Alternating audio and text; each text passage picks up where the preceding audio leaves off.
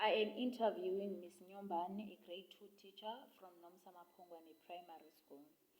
What is a professional development? A professional development, it is any type of continuing education effort for educators, such as internal and external workshops. It is a way teachers can improve their skills and in turn, it then boosts learners' outcomes. It can take place in formal and in informal settings. How do you apply or implement it in your classroom? I apply it or implement it during when I'm planning my lessons, when I collaborate with my learners through sharing of knowledge, and during lessons done in class. What are the benefits of professional development? Okay, I will name few. They boost self-confidence of a teacher, and as a teacher you get to meet other teachers from different schools and you share knowledge with them. It helps to be always equipped during your lessons, and most importantly it expands my knowledge and becomes a better teacher, because I believe that as teachers we need to learn every day. What kind of attitude towards learners encourage learning the best? It is definitely a positive attitude. You as a teacher, you need to have a positive attitude at all the time towards your learners. It doesn't matter their background, the relationship that you have with them, but you need to treat them equally and have a very positive attitude. Treat them equally, praise and applaud them when they do good. Especially, you can use a weekly motivational chart where you give them stars when they've done good. Discipline, you check their discipline, you check a most improving learner, you check if they are neat at school, if they are working well with you, you give them those stars just to praise and applaud them. So it is definitely a positive attitude. Do you give learners a chance to collaborate with other learners to promote understanding? Definitely. During group works, such as group guided readings, they definitely read together, they share books, they read together. Group presentation, they are given topics where they need to go and make a research together, and they will therefore given a chance to do those group presentations, because I believe that learners learn best when sharing knowledge with each other. So I definitely promote working together or group works. Do you encourage your learners to ask questions, and why? Yes, I do all the time. When I do a lesson, I will definitely allow them before, during, and after questions should be there, each and every activity that we do in class, because when learners are asking questions, that is where, as a teacher, you get to know your learners' abilities, your learners' learning abilities. You get an opportunity to see whether they know and or whether they do not know, or what they still need to know as a teacher during that topic. Therefore, as a teacher, you are then able to reflect on your teaching if you are moving forward or you are still stuck, and what else or what skills or things that you can do to improve your learning. What methods do you use when teaching?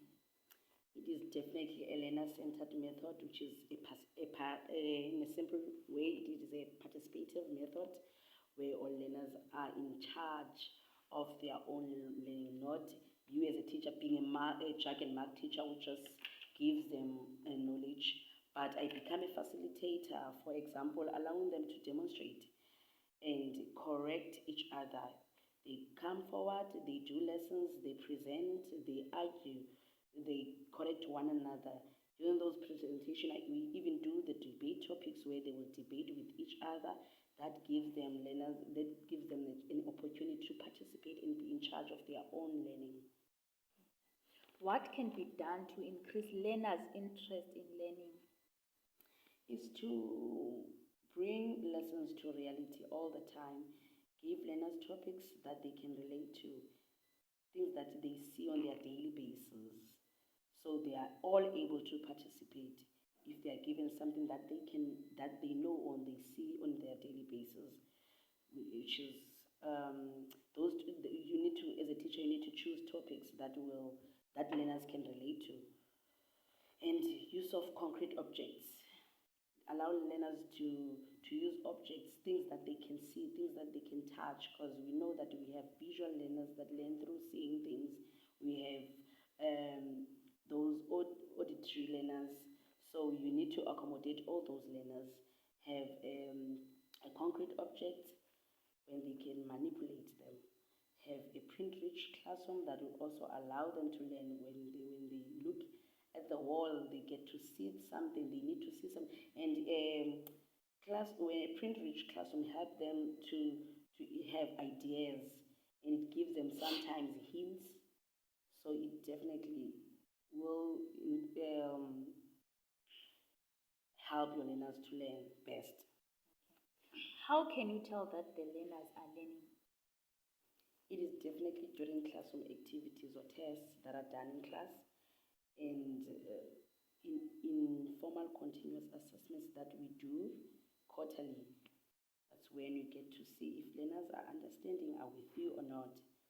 And when you also do activities in class and you recap, that is where you get to see if learners are learning or not.